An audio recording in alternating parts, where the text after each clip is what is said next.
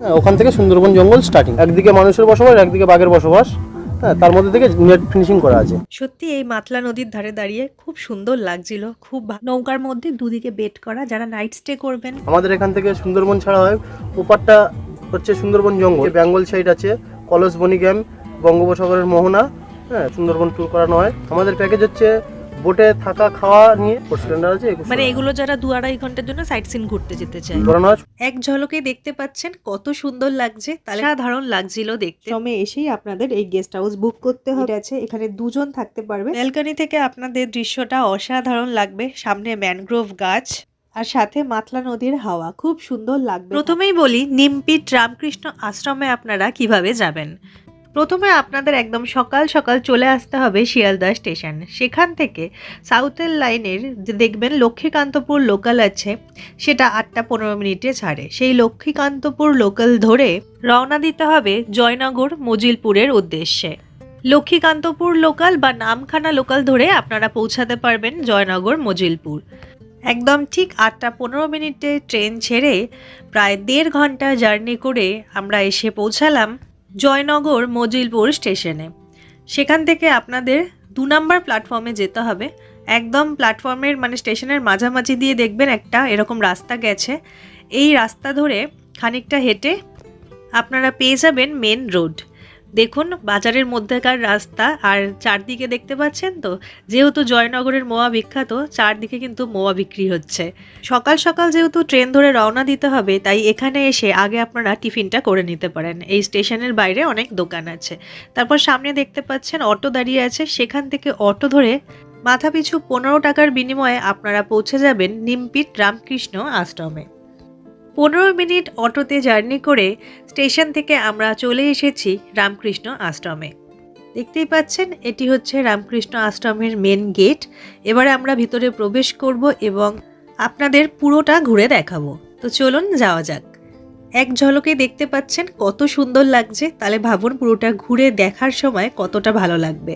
দুপাশে গাছপালা আর মাঝখানে সরু রাস্তা। এই রাস্তা ধরে সোজা চলে আসলেই সামনেই আপনারা দেখতে পাবেন রামকৃষ্ণ মঠ। খুবই অসাধারণ লাগছিল দেখতে। দেখতেই পাচ্ছেন কত সুন্দর করে চারদিকটা সাজানো, চারিদিক একদম গাছপালায় মোড়া, খুব ভালো লাগছিল। তবে একটা কথা, এখানে কিন্তু ফটোগ্রাফি বা ভিডিওগ্রাফি অ্যালাউড নয়। এখানে যদি আপনারা এসে ভিডিওগ্রাফি বা ফটো তুলতে চান, এখানে মহারাজ্যের পারমিশন নিতে হবে। পারমিশন নিয়েই এই ভিডিওগ্রাফি আমরা করতে পারছিলাম, তবে ভিতরে যাওয়ার পারমিশন নেই, তাই যতটা দেখাবো বাইরে থেকেই দেখাবো। এই আশ্রমের বাইরেটাই আমি আপনাদের পুরোটা ঘুরিয়ে দেখাচ্ছি, দেখুন খুব ভালো লাগবে। এপাশে দেখুন দুপাশে পাইন গাছ আর মাঝখান দিয়ে রাস্তা, চারিদিক একদম সবুজে ভরা। সত্যি এরকম দৃশ্য দেখলে চোখটা যেন জুড়িয়ে যায়। এই শীতকালে পরিবার নিয়ে এসে একদিন কিন্তু এখান দিয়ে ঘুরে যেতে পারেন, খুব ভালো লাগবে। আর শীতকাল তো ঘোরার জন্য আদর্শ সময়, একটা দিন সময় করে এসে কাটিয়ে যেতে পারেন। আপনারা চাইলে এখানে ভোগের প্রসাদও পেতে পারেন দুপুর 12:30টার পর থেকে কুপন সিস্টেমে, এবং চাইলে এই আশ্রমে আপনারা থাকতেও পারেন। এই রামকৃষ্ণ আশ্রমেই থাকার ব্যবস্থা নেই, তবে আপনারা যদি থাকতে চান, এনাদেরই থাকার জায়গা আছে কৈখালিতে, সেইখানে আপনারা থাকতে পারেন। তার জন্য আপনাদের যেই ফোন নাম্বারে যোগাযোগ করে নিতে হবে সেটি আমি স্ক্রিনে দিয়ে দিলাম। মেন গেট থেকে ঢুকে আসলেই আপনারা দেখতে পাবেন এখানে ডিরেকশনের সাইনবোর্ড আছে, কোথায় প্রসাদের কুপন পাবেন, সেই অনুযায়ী আপনারা চলে যাবেন কুপন সংগ্রহ করতে। সাইকেল বা বাইক কোথায় রাখা হবে সেগুলো সব ডিরেকশন দেওয়া আছে। আর এই রাস্তা ধরে সোজাসুজি গেলে তো রামকৃষ্ণ আশ্রম আপনারা দেখতে পাবেন, সেটা দেখিয়েছি আগে। চলুন এবার আপনাদের নিয়ে যাই এই নিমপিট রামকৃষ্ণ আশ্রমের যে স্কুল আছে সেখানে। এটি হলো নিমপিট রামকৃষ্ণ আশ্রম স্কুল।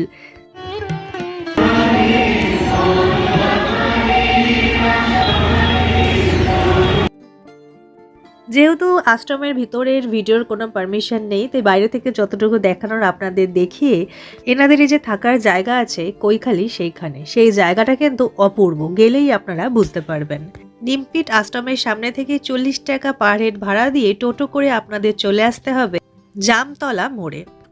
জামতলা মোড় থেকে একটু পায়ে হেঁটে এগিয়ে গেলে একটা এরকম ব্রিজ পাবেন, সেইটা ক্রস করে আপনাদের আবার কৈখালির জন্য অটো ধরতে হবে। জামতলা মোড় থেকে কৈখালির ভাড়া হচ্ছে জনপ্রতি 15 টাকা। আর আপনারা চাইলে ওই নিমপিট রামকৃষ্ণ আশ্রমের বাইরে থেকে একদম রিজার্ভ করেও কৈখালি চলে আসতে পারেন। আর ব্রেক করে আসতে চাইলে আমরা যেভাবে দেখাচ্ছি সেইভাবে আসতে হবে। এটা হচ্ছে কৈখালি অটো স্ট্যান্ড। এখানে আপনারা অটো থেকে নামবেন। এই রাস্তা ধরে সোজাসুজি হেঁটে গেলে পাবেন মাতলা নদী, আর বাঁদিকে রয়েছে ওনাদের গেস্ট হাউস।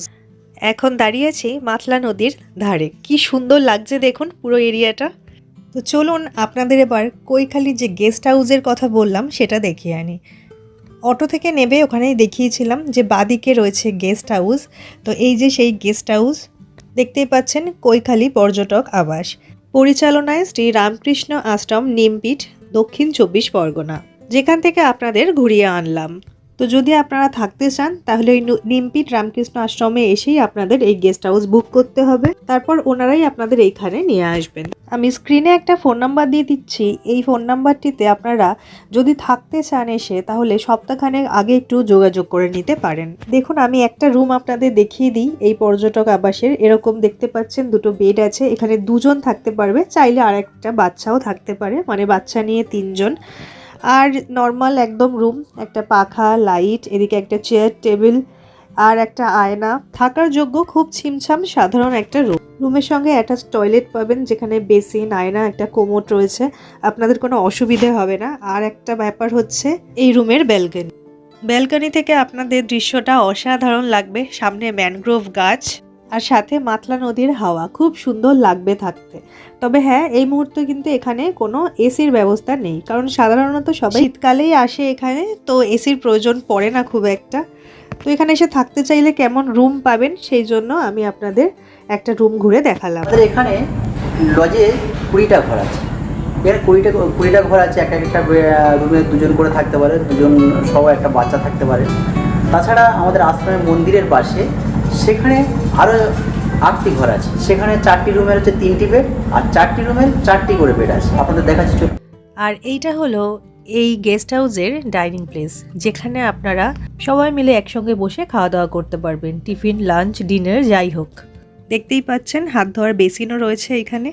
যেহেতু বেঞ্চের ব্যবস্থা আছে, তাই যাদের পায়ে ব্যথা বা এরকম কোনো প্রবলেম আছে তাদেরও কোনো সমস্যা হবে না। এই শ্রীরামকৃষ্ণ আশ্রমের নিয়মাবলীর একটি চার্ট এখানে দেওয়া রয়েছে, এটা আপনারা একটু পজ করে দেখে নিতে পারেন। আর এখানে রয়েছে যোগাযোগের নম্বরও। এতক্ষণ দেখাচ্ছিলাম কৈখালি পর্যটক আবাস, এবারে দেখুন এখানে রয়েছে কৈখালি আশ্রম। তো চলুন এর ভিতর থেকে একটু ঘুরিয়ে আনি। দেখতেই পাচ্ছেন মেন গেট দিয়ে আমি প্রবেশ করছি, আর চারিধারটা যে কি সুন্দর সেটা তো আর বলার অপেক্ষা রাখে না। দুপাশে সুন্দর গাছপালা দিয়ে সাজানো, অনেক কিছু চাষবাস হচ্ছে, খুব ভালো লাগছিল দেখতে। যাদের এরকম গ্রাম্য পরিবেশ ভালো লাগে তারা যদি এখানে একটা দিন কাটিয়ে যান, মন কিন্তু একদম ভালো হয়ে যাবে। রামকৃষ্ণ আশ্রম যেমন হয়, একটা আধ্যাত্মিক পরিবেশ, মন একদম শান্ত করে দেওয়ার মতন। আর এটা হচ্ছে মহারাজজির কুটির। আর এখানে দেখুন রাবার গাছ, এরকম নানান ধরনের গাছ আপনারা এই আশ্রমে আসলে দেখতে পাবেন। মেন গেট দিয়ে ঢুকে সেই প্রথমেই দেখতে পাবেন রয়েছে সাধু নিবাস, আর তার ঠিক অপোজিটেই রয়েছে মহারাজজির কুটির, যেটা আপনাদের আগেই দেখিয়েছি। ঠিক সাধু নিবাসের পাশেই রয়েছে মেন মন্দির, যদিও এই সময় মেন মন্দিরের দরজাটা বন্ধ ছিল। তারপর এই রাস্তা বরাবর ওই যে দেখুন সোজা দেখা যাচ্ছে এই কৈখালি রামকৃষ্ণ মঠের গেস্ট হাউস। তো এখানে থাকতে গেলে কিন্তু আপনাদের সেই শ্রী রামকৃষ্ণ আশ্রম নিমপিঠ সেখানেই বুক করে নিতে হবে। ফোন নাম্বার তো আমি দিয়েই দিয়েছি। চলুন এবার আপনাদের এই যাত্রীনিবাসটা দেখাই। যাত্রীনিবাসের সামনে দেখুন কি সুন্দর সবজির চাষ হয়েছে, খুব ভালো লাগছিল কিন্তু দেখতে। আর এ পাশে রয়েছে আবার পুকুর। শহরাঞ্চলে তো এসব দেখতে পাওয়া যায় না, তাই এগুলো দেখলে যেন মন ভরে যায়। তো এটা হলো কৈখালি রামকৃষ্ণ মঠের গেস্ট হাউস, আর বাইরে দেখালাম কৈখালি পর্যটক আবাসন। এই দু জায়গার যেখানেই থাকতে চান আপনারা বুকিং কিন্তু করতে হবে ওই শ্রী রামকৃষ্ণ আশ্রম নিমপিঠ থেকে। চলুন আপনাদের এই 101 নম্বর রুমটা আমি দেখাই। তো এই যে 101 নম্বর রুমে আমি প্রবেশ করছি। এখানে প্রথমেই দেখতে পাচ্ছেন একটা আয়না রয়েছে বাঁদিকে। এছাড়া 3টে বেড দেওয়া রয়েছে, যেখানে 3 জন থাকতে পারবে। উপরে 2টো ফ্যানের ব্যবস্থা আছে, লাইট আছে, কোনো রকম অসুবিধা হবে না। আর এখানে রামকৃষ্ণদেব, স্বামীজি এবং মা শারদার একটা ছবি বাঁধানো রয়েছে। এখানে 2টো চেয়ার, একটা টেবিল, মানে মোটামুটি যা ব্যবস্থা রয়েছে তাতে আপনাদের এখানে থাকতে কোনো অসুবিধা হবে না। আর রয়েছে অ্যাটাচ টয়লেট। চলুন আপনাদের টয়লেটটা দেখিয়ে দিই। এই হচ্ছে টয়লেট, যথেষ্ট পরিষ্কার পরিচ্ছন্ন, কোমোটের ব্যবস্থা, বেসিন আছে, আশা করি কোনো অসুবিধা হবে না। আর এখানে এসে আপনারা থেকে যদি এখান দিয়ে কোথাও ঘুরতে যেতে চান, এখান থেকে কিন্তু নৌকা ছাড়ে, সে তো আপনারা টিকিট কেটে নানান জায়গা ঘুরে দেখতেও পারেন। চলুন আমি আপনাদের আরও ডিটেলসে দেখাই। তো এই যে হচ্ছে মাতলা নদী, দেখতেই পাচ্ছে নৌকা দাঁড়িয়ে আছে যাতে করে পর্যটকরা ঘুরতে যান, আর সোজাসুজি হচ্ছে টিকিট ক্রয় কেন্দ্র। তো চলুন দেখাই। তো এই জায়গাটা এসে আপনারা টিকিট করে নিতে পারেন। আর ওই যে দেখুন নৌকা দেখা যাচ্ছে, আপনারা চাইলে নৌকা বিহারও করতে পারেন এখান থেকে। আর এখানে একটা চার্ট দেওয়া আছে যে কতক্ষণ সময়ের জন্য আপনারা ভাড়া নিতে চান, কত ভাড়া, কত লোক সংখ্যা ওনারা নিতে পারবেন, সবটা এখানে দেওয়া আছে, একটু পজ করে দেখে নেবেন। এখান থেকে মূলত বোটগুলো ঝড়খালিতে যায়। তো ঝড়খালি যেতে আপনাদের লাগবে 1 ঘন্টা, আসতে 1 ঘন্টা। আর আপনারা ঝড়খালির যে ব্যাঘ্র প্রকল্প সেটা কিন্তু দেখতে পাবেন। এছাড়া চাইলে নৌকা বিহার তো করতে পারেন, সেটা আগেই বলেছি। তো এই জায়গাটা হচ্ছে ঘাট আর কি, যেখানটা থেকে ছাড়ে নৌকাগুলো। তো এখানে দেখুন শান্তনু ট্রাভেলস কন্ট্যাক্ট নাম্বার দেওয়া আছে, চাইলে আপনারা যোগাযোগ করে নিতে পারেন। এছাড়াও কেমন কি ঘোরানো হয় সেটা ওনার মুখেই শুনে নিন। নমস্কার, আমার নাম ভম্বল সর্দার। কৈখালি থেকে সুন্দরবন ট্যুরিস্ট নিয়ে ঘুরাই আমি। যেটা ক্যানিং থেকে বেশিরভাগ লোকালিটি পাওয়া যায়। একদিন ওখান থেকে ক্যানিং থেকে সোনাখালি, গদখালি, গোসবা করে তারপর পাখিরোলা গিয়ে নাইট হয়। আমাদের এখান থেকে সুন্দরবন ছাড়া হয়। ওপারটা হচ্ছে সুন্দরবন জঙ্গল। আমাদের 25 মিনিট পর থেকে সুন্দরবন জঙ্গল স্টার্ট হয়। ওদিকে হোটেল আছে, আমাদের এদিকে থাকার হোটেলটা কম, যার জন্য আমাদের বোটে নাইট স্টে করা হয়। ওদিকে নাইট স্টে বোটে করতে দেয় না, হোটেলে করতে হয়। তার উপর এখান থেকে সজনেখালি, সুদর্ণখালি, দোপাখি, নেদি দপানি, ঝড়খালি করা হয়। তারপর আছে এদিকে বেঙ্গল সাইড আছে, কলসবনি গ্যাম, বঙ্গোপসাগরের মোহনা, সুন্দরবন ট্যুর করানো হয়। আমাদের প্যাকেজ হচ্ছে বোটে থাকা খাওয়া নিয়ে 3000 টাকা করে মাথা পিছু। 2 নাইট 3 ডে। অনেক সময় কলকাতার ট্যুরিস্ট আছে, তাদের আসতে বেলা হয়, যার জন্য করে আমরা আগের দিন সন্ধ্যাও তুলে নিই। 3 নাইট 3 ডে করা হয়। তো এখানে 4 রকমের বোট আছে।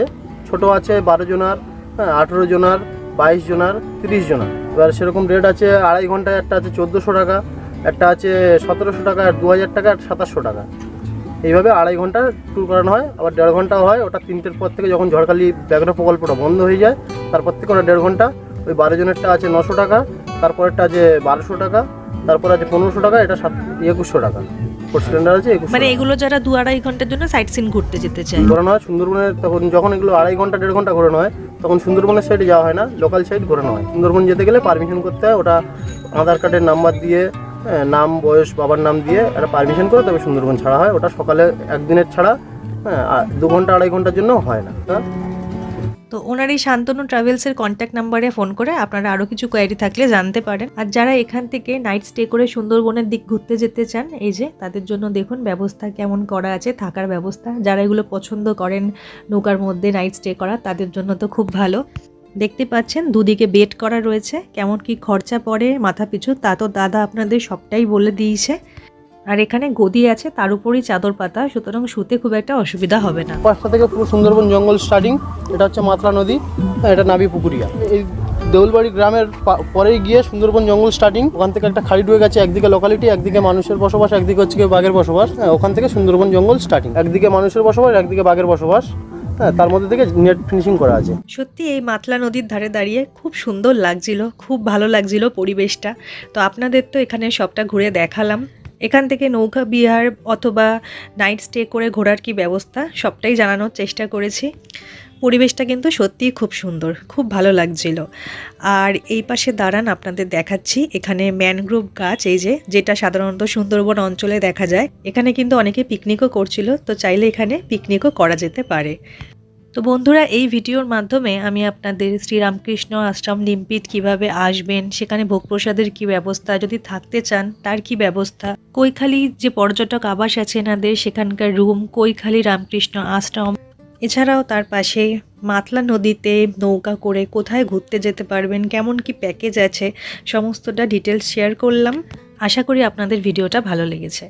যদি কোনো কোয়েরি থাকে কমেন্ট বক্সে জিজ্ঞাসা করবেন। ভিডিওটা ভালো লাগলে অবশ্যই লাইক, শেয়ার এবং সাবস্ক্রাইব করবেন। আবার দেখা হচ্ছে পরবর্তী ভিডিওয়ে। ভালো থাকবেন, সুস্থ থাকবেন।